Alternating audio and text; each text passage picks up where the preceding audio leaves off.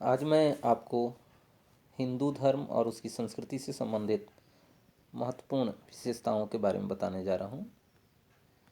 हिंदू धर्म और उसकी संस्कृति का काल मुख्य रूप से वैदिक काल को माना जाता है। वैदिक काल 1500 BCE टू 600 BCE के बीच में माना जाता है और यह दो भागों में बटा है।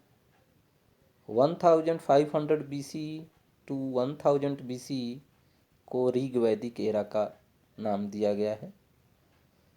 इस काल में ऋग्वेद की रचना हुई।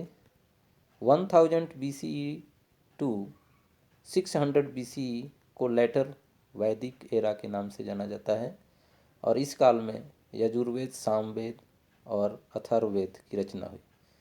इस तरह वैदिक काल 1500 BCE टू 600 BCE के बीच है और इस काल में ही 4 वेदों ऋग्वेद, यजुर्वेद, सामवेद और अथर्ववेद की रचना हुई।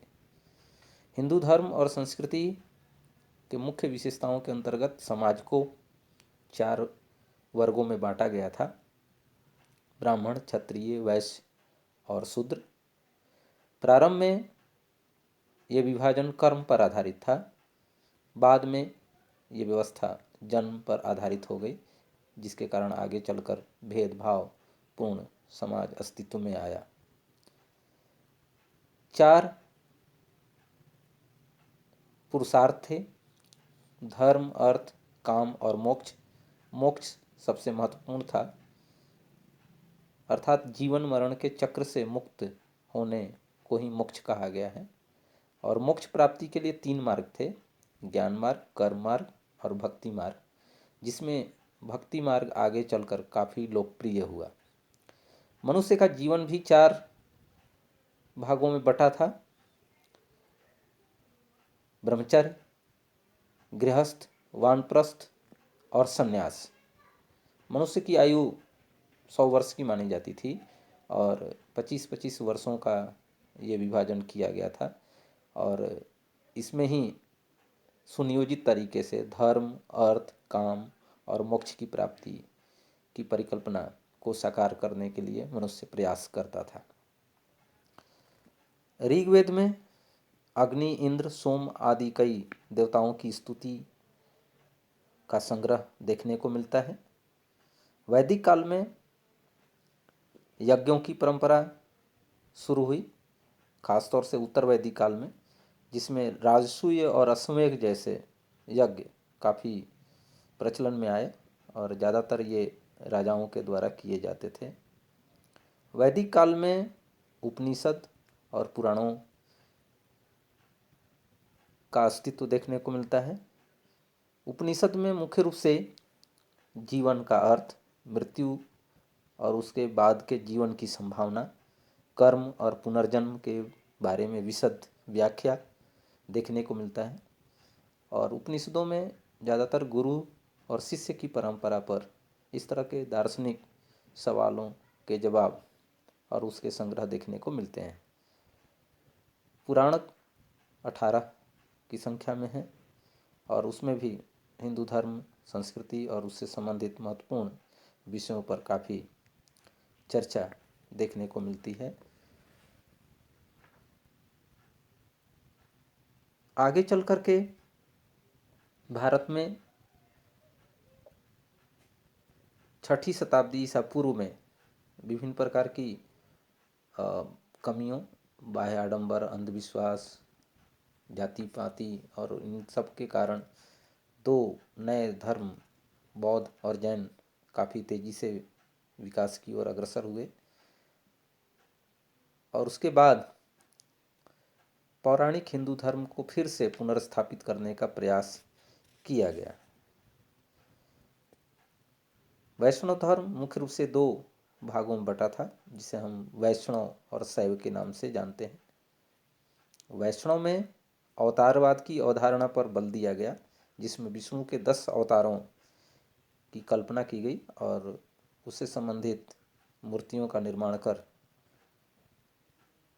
पूजा उपासना की पद्धति शुरू हुई। जबकि शैव परंपरा में शिव और रुद्र की पूजा लिंग के रूप में की जाने लगी और इस तरह से मुख्य रूप से वैष्णव और शैव दो परंपराएं हिंदू धर्म के अंदर विकसित हुई और आगे बढ़ी। वैष्णववाद के अंतर्गत भी दो मूल भावना देखने को मिलती है भक्ति में, जिसमें निर्गुण भक्ति और सगुण भक्ति का स्वरूप है। सगुण भक्ति में ईश्वर के साकार रूप की परिकल्पना की गई है और उसमें लोग देवी देवताओं की मूर्तियों की पूजा और उपासना पर बल देते थे, यानी ईश्वर के साकार रूप में विश्वास करते थे। जबकि निर्गुण भक्ति के अंतर्गत मूर्ति पूजा को स्वीकार नहीं किया गया और निराकार स्वरूप, प्रकाशमय स्वरूप की परिकल्पना की गई और उसमें बल दिया गया। बाद के काल में देवी देवताओं की पूजा के लिए मंदिरों का निर्माण शुरू हुआ।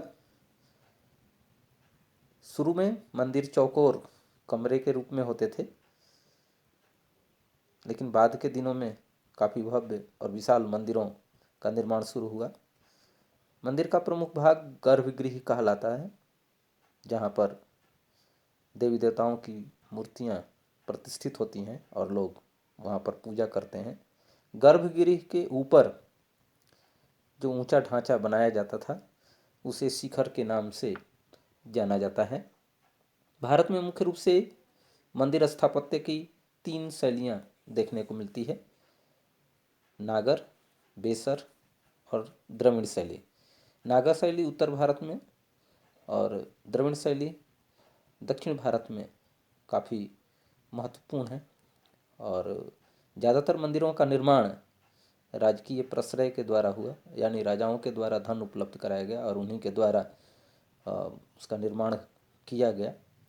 और विभिन्न क्षेत्रों में अलग अलग राजाओं के द्वारा काफ़ी भव्य मंदिरों का निर्माण किया गया, जिसमें एक प्रमुख मंदिर कैलाशनाथ जो शिव का मंदिर है, जिसमें पूरी पहाड़ी को काटकर मंदिर का रूप दिया गया है, अर्थात एकाश्म पत्थर को काटकर मंदिर का निर्माण किया गया है, जो कि अद्भुत कला शैली और उसका नमूना के रूप में प्रस्तुत किया जाता है भारत में।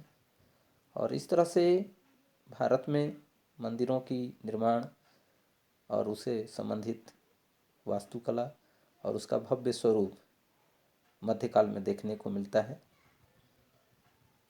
और इस तरह से भारत में हिंदू धर्म और संस्कृति के अंतर्गत भक्ति मार्ग के माध्यम से वैष्णव धर्म को फिर से प्रतिष्ठित करने का प्रयास किया गया और 6ठी शताब्दी ईसा पूर्व से संबंधित जो कमियां, बायाडंबर, अंधविश्वास और अन्य कुरीतियाँ विकसित हो गई थीं, उनको दूर कर फिर से हिंदू धर्म को प्रतिष्ठित करने का प्रयास किया गया।